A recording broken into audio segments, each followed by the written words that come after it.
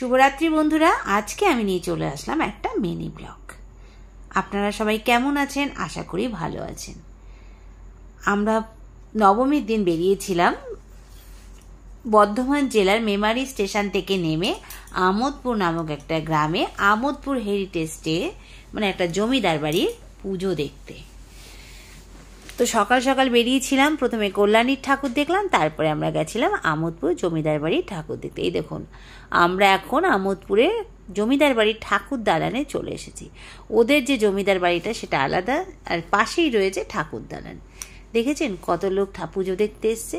অনেক মানুষ যায় বিভিন্ন জায়গা থেকে, মানে কলকাতা, বর্ধমান, বিভিন্ন দূর দূরান্ত থেকে অনেকেই পুজো দেখে। কারণ আমরা তো সবাই একটু জমিদার বাড়ি পুজো দেখতে ভালোবাসি, তাই না? আমি তো ভালোবাসি, কে কি ভালোবাসে জানে না, একটু কমেন্টে জানাবেন তো কারা কারা জমিদার বাড়ি পুজো দেখতে ভালোবাসেন।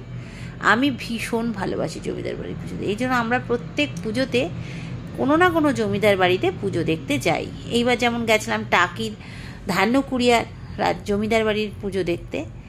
তো আবার চলে গেছিলাম নবমীর দিন বর্ধমানে মেমারি থেকে নেমে আমোদপুর গ্রামে জমিদার বাড়ির পুজো দেখতে।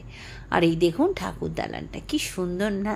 আমার পুরনো বাড়ি এত ভালো লাগে, হেরিটেজ বিল্ডিংগুলো আমার ভীষণ ভালো লাগে।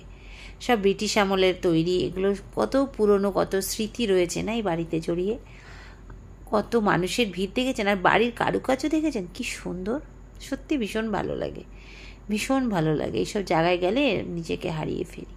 তো এর ফুল ভিডিও খুব তাড়াতাড়ি আসছে। আমার এই ভিডিওটা যদি ভালো লেগে থাকে অবশ্যই লাইক কমেন্ট করবেন এবং শেয়ার করবেন, আর কমেন্টে জানাবেন কেমন লাগলো আমার আজকের এই ভিডিওটি। সাবস্ক্রাইবটাও করতে ভুলবেন না কিন্তু, তাহলে আমি নতুন নতুন ভিডিও দিলে সেই নোটিফিকেশান আপনাদের কাছে পৌঁছে যাবে। সবাই ভালো থাকবেন, সুস্থ থাকবেন। দেখা হবে নতুন একটা ভিডিওতে, নতুন একটা জায়গায়। শুভরাত্রি।